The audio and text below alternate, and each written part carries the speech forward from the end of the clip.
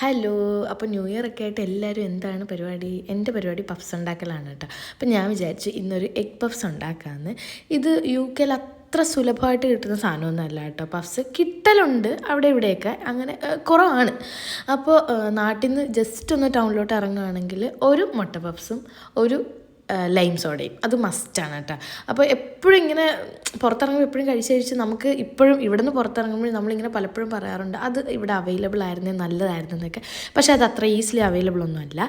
അപ്പോൾ ഞാൻ വിചാരിച്ച് വീട്ടിൽ ട്രൈ ചെയ്യാമെന്ന്. ഇതിന് മുന്നേ ഒന്ന് ട്രൈ ചെയ്ത് നോക്കിയിട്ടുണ്ട് കേട്ടോ. അത് ഓവനിൽ മുട്ട ഇരുന്ന് പൊട്ടിത്തെറിച്ച് അതെന്താണെന്ന് എനിക്ക് അറിഞ്ഞിട്ട്. അപ്പോൾ ഇപ്പം ഞാൻ യൂട്യൂബിൽ അത്യാവശ്യം റെഫറൻസ് ഒക്കെ എടുത്തിട്ടാണ് കേട്ടോ ഉണ്ടാക്കുന്നത്.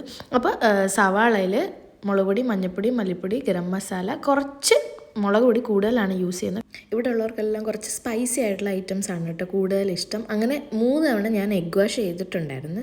അങ്ങനെ എഗ് വാഷ് ചെയ്താലേ പുറത്ത് ആ ബ്രൗൺ ഷെയ്ഡ് കിട്ടുള്ളൂ എന്നാണ് യൂട്യൂബിലെ ചേച്ചിമാർ പറഞ്ഞത്. അത് ശരിയാണ് കേട്ടോ. ആദ്യം ഒരു വൈറ്റ് കളറിലാണ് അത് വന്നിട്ടുണ്ടായിരുന്നത്. പിന്നെ ഒന്നുകൂടെ എഗ് വാഷ് ചെയ്തപ്പോഴാണ് ആ ബ്രൗൺ ഷെയ്ഡ് കിട്ടിയിട്ടുണ്ടായിരുന്നത്.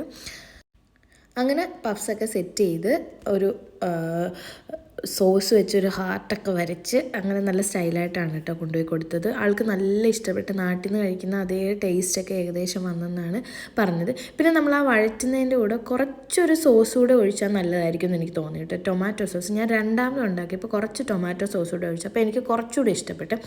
അങ്ങനെ അജു കഴിച്ചിട്ട് അടിപൊളിയാണെന്നാണ് കേട്ടോ പറഞ്ഞത്. അലിക്കുട്ടനും കുറച്ച് ടേസ്റ്റ് ചെയ്യാൻ കൊടുത്തിട്ടുണ്ടായിരുന്നു.